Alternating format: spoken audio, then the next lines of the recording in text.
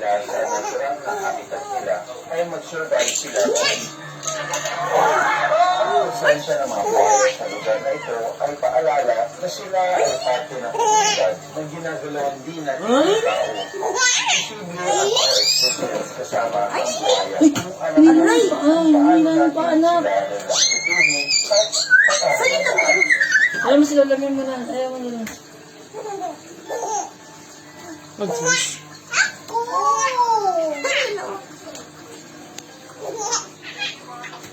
Hilahin pa. Hindi naman niya hinilay. Nawakan niya lang. Oh, ang ganda kiyat mo si Lola. Mhm. Oh, nakiyat.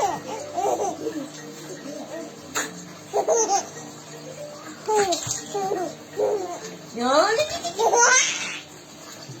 Oh, alam mo, tingnan naman ang ulo. Ano mo sila magkataon ng bata? Buyag! Buyag na yun! Buyag! Sige, nantok ka na. Antok na! Nanonood si Tito Nak. Dito ka na. Antok na!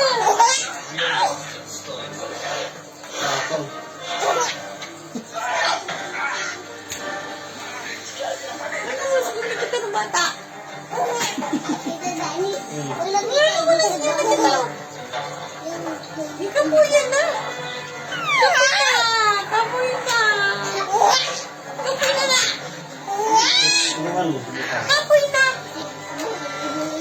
Nganti na ta! Magdasal na! Magdasal na ta ba? Ha?